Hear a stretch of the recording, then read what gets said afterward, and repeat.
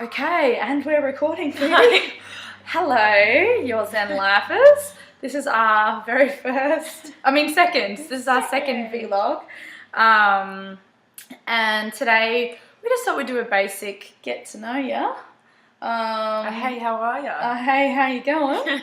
And just kind of talk about some of the things that we've learned, some of the things we've been through, and just offer up some advice. And because you guys have been completely amazing and so supportive of your Zen life, and we've been reading your emails, and it's just been really nice to feel your positivity and your encouragement. And so here we are. We thought we'd share a little bit more about ourselves. Yes. Right, Phoebe, we're here with the dogs. This is Coda And Luna. Hi. Okay, so I guess we'll just shoot, huh? Yeah. Let's put our little Buddha here. These questions are kind of a mix of questions that, Very Zen. very Zen, and also, from what people have written to us on I was Twitter. actually meaning that this is very Zen, not the questions. That's very Zen. They're fine, so everything is Zen. Everything's Zen. Just a bit of everything, a little bit. Yeah. We feel like there's only so much that you guys can learn about us from this side, and we want to kind of talk a little bit more About us. We just want to talk.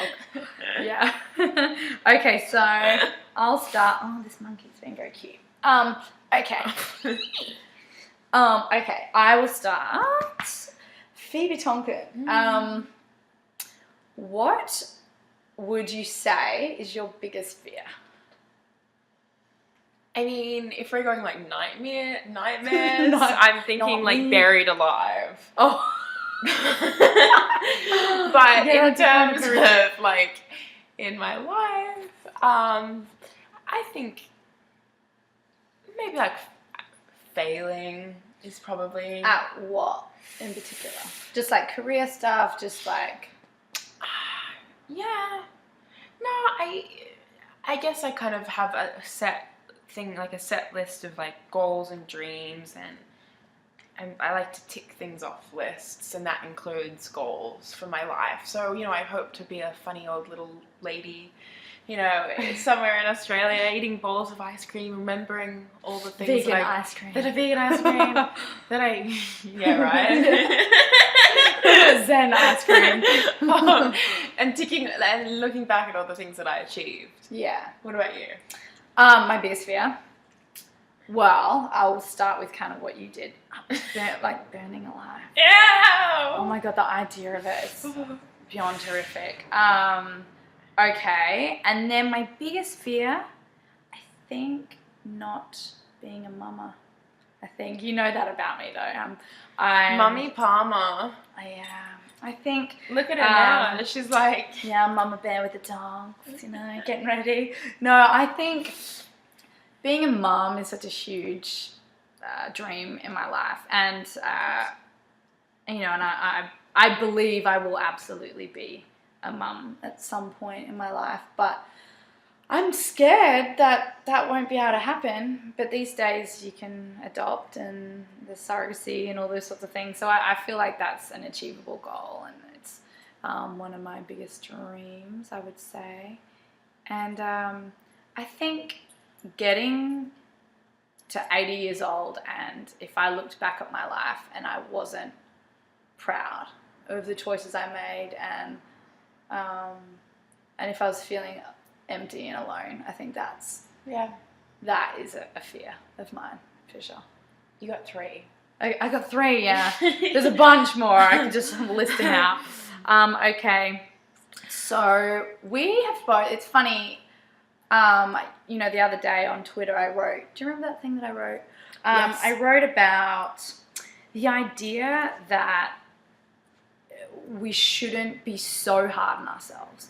I know how much we judge ourselves, and I do it too. I'm like, oh god, you don't fit into these size pants anymore, and you didn't look good in this area, and why did you make that decision, and why did you choose to do that project? I think the grass is always greener. We're always striving for more, like better, bigger, it's like cooler. You're constantly looking at a window through something else, and not like taking a moment to look at what you have got. What you have, and I I think about this all the time, and I think life is far too short to spend that much energy and time focused on such fickle things. And I struggle with it all the time because I get these moments, these epiphanies where I realize, what am I doing? Why am I wasting my time focusing on this or being upset about this? And then I feel like, oh, well, I've made a shift and I'm better and I'm just going to be focused on, just being a good person. And then I'll kind of relapse and those things will come up again and I'll be affected by them once more. And I think it's just being conscious of when your mind takes you to a place which is negative and is not fulfilling at all and is not being of service to yourself. I think you really need to be aware of those things and try and shift your thinking and realize that the most important thing is how good of a person you are, how you can radiate love and warmth and be of service to other people too, and affect positive change. And when I keep that at the forefront of my mind, I fill up and I feel so good. Yeah. And that's something that I've been really thinking about so much lately. And Phoebe and I, definitely feel very blessed. I mean, don't we? Of course. In terms of like our dreams and reaching our dreams, and we feel very blessed, but I think we have also worked really hard, and that idea of you create your reality. Yeah. Like, I don't know about you, but I put so much into the dream when I was a little girl. I just thought one day I want to act. One day this is something that I want to do with my life. And I thought about it. I worked on it. Manifested. And I manifested it. And I know lots of people on Twitter have been kind of asking us about that. And I just believe it's so within your reach. Yeah. Do you know what I mean? Would you say that what kind of lessons have you learned through kind of like what you were just saying, like in terms of trying to appease other people, appeasing yourself? Yeah. What do you think is the biggest thing that you've learned through all of this? Or like what advice you would give to someone who is kind of struggling with that? Well, I just think everybody is going through the same thing, and you are absolutely not alone. Yeah. I mean, some people can look at us and think, oh, those girls, they're actresses, they're in Hollywood, and what a charmed life. And it's all relative. We are all the same. We all go through our peaks and our valleys and struggle with the same things everybody else does. And just connecting to the idea that the most important thing is to be happy. And I truly have come to realize that I cannot find happiness from an external source. I can only go within and find it within me. And whenever I come back to that, I return back to that thought, I feel so fulfilled. Yeah.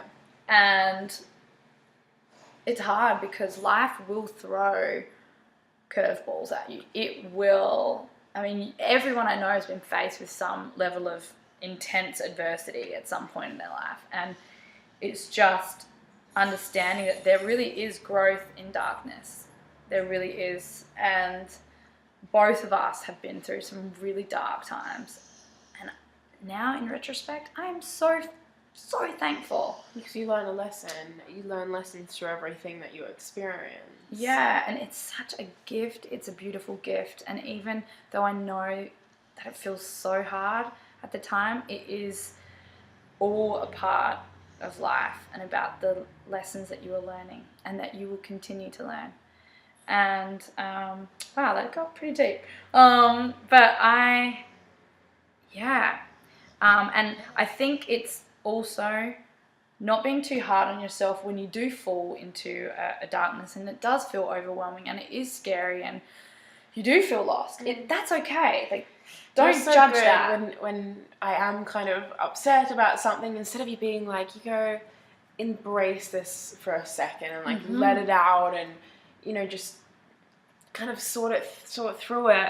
But you don't need to bottle it up inside. It's better Yeah. to kind of release that and be open with the feelings that you're dealing with. Exactly. And I, do you know what, when you were saying that, I just was thinking about, like, when you go to the gym, right, and you exercise and you're lifting weights, and the little muscle fibers, they tear, but then when they come back together, they grow bigger and stronger. And that's Wow. but I was thinking about that, and that's so true. Yeah. When life has, like, stabbed me or affected me or bruised me in any way, I grow back stronger. Yeah. I really do. And there's also strength in, I think another thing, like, maybe that if anyone's watching to take out of this is, like, it's okay to ask for help. I think gone are the days where you can't ask or share what you're going through, and I think that's why friendships are so important. Yeah. Why, like, mentors or being close with your family is important. I mean, I know Teresa's on speed dial. Like, if I'm going through something, and Teresa's also very instinctive, that she almost knows, and she'll call me before I even have a chance to call. I'm like, how do you know? But, like, it's not a weakness to share or ask for help, or even just ask to have someone as a soundboard. Mm-hmm. You know, it's whether they have advice or anything or not, which you always do have, but it's sometimes just good to kind of have someone share that with you a little bit. It takes it off your shoulders. I think. And also, how good does it feel when you have something that you want to share with me and you're facing adversity, for me to sit down and talk to you? And I'm also, it's healing for me too. And to be of service in that way to your friends is such a beautiful thing, and it fills me up. I get so happy and I love it, and we both start bouncing off, and all these ideas come, and we're growing, and we have these breakthroughs, and then, oh wow, okay, well that wasn't such a hard problem after all. And you know what? We are so thankful for each other. And the fact that we went through it in the first place. Yeah, I think that's really cool. Okay, so what else? Oh, got my little iPhone down here, cheating. All right, so if you, Phoebe, could, if you said to yourself, I really need to fix this, or I really need to work on this part of my personality or in this aspect of my life, what is it that you want to work on? And also, should we just keep this going as, like, a long video, or should we cut? Maybe we should cut, and then we'll do a new one. We're going to cut, and we're going to do a new one, okay? So this is part 1. Bye!